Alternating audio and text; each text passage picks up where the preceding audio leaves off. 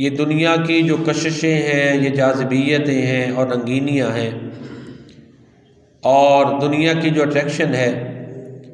یہ انسان کو اپنی طرف اس طرح کھینچتی ہے کہ انسان اپنی پیدائش کا جو اصل مقصد ہے اس کو بھلا دیتا ہے، اس کو پیچھے ڈال دیتا ہے، پس پشت کر دیتا ہے، کیونکہ اس کے معاملات بھی کچھ اسی طرح کے ہیں۔ یہ فتنہ ہے، یہ متاع الغرور، دھوکے کا سامان ہے۔ تو لہٰذا پھر انسان جب اس کی طرف پوری طرح کھنچ جاتا ہے، مائل ہو جاتا ہے، تو پھر نتیجہ کیا ہوتا ہے کہ سب کچھ اس کا یہ دنیا ہی ہو جاتی ہے۔ تو جب یہ سوچ بن جائے مادی سوچ، تو یہ سوچ انسان کے لیے نقصان دہ ہے۔ دنیا کے معاملات ہو سکتا ہے، دنیا میں قدر ایفرٹ ہے، اور اللہ تعالیٰ اس کے معاملات جو ہے اس کو دنیا میں ظاہر ہے ایفرٹ، کوشش کی جزا تو دیتے ہیں، دنیا میں تو معاملات اس کے چلتے رہے، لیکن آخرت اس کے لیے پھر اس میں کوئی حصہ نہیں ہے۔ جب تک انسان آخرت کے لیے ارادہ نہیں کرے گا، عزم نہیں کرے گا کہ میں نے اس کے لیے کچھ کرنا ہے، تب تک کے لیے اس کے لیے آخرت میں کچھ نہیں ہوگا۔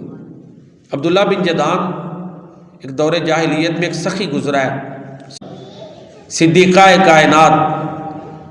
امی عائشہ صدیقہ رضی اللہ تعالیٰ عنہ نے پیارے نبی کریم صلی اللہ علیہ وآلہ وسلم کی خدمت میں عرض کی، اے اللہ کے رسول صلی اللہ علیہ وآلہ وسلم، عبداللہ بن جدعان بڑا سخی تھا، صلہ رحمی کرتا تھا، مسکینوں کو کھانا کھلاتا تھا، مہمان نواز تھا، اس میں بڑی خوبیاں تھیں، کیا اسے آخرت میں ان نیکیوں کا، ان اچھائیوں کا، ان اچھے عملوں کا فائدہ ہوگا؟ تو پیارے نبی کریم صلی اللہ علیہ وآلہ وسلم نے فرمایا، عائشہ، اس نے کبھی یہ نہیں کہا تھا رب اغفر لی خطیئتی یوم الدین، کہ یا اللہ قیامت کے دن میری خطائیں معاف کر دے، یعنی اس کا قیامت پر ایمان نہیں تھا، اسے آخرت میں کوئی فائدہ نہیں۔ دنیا میں نیک نامی مل گئی، آسانیاں پیدا ہو گئیں، تو آخرت کے ارادے سے، انٹینشن سے، عزم سے، ارادے سے کام کرے، نیکی کرے، دعائیں کرے، عقیدہ آخرت ہے نا کہ یا اللہ مجھے بخش دے، اس کا مطلب ہے اس نے اللہ تعالیٰ کی ساورینٹی کو مان لیا، اخروی زندگی کو مانا، تبھی بخشش کی دعائیں کرتا ہے نا۔ تو لہٰذا دنیا کی جو الجھنیں ہیں وہ انسان کو ایسا نہ الجھا دے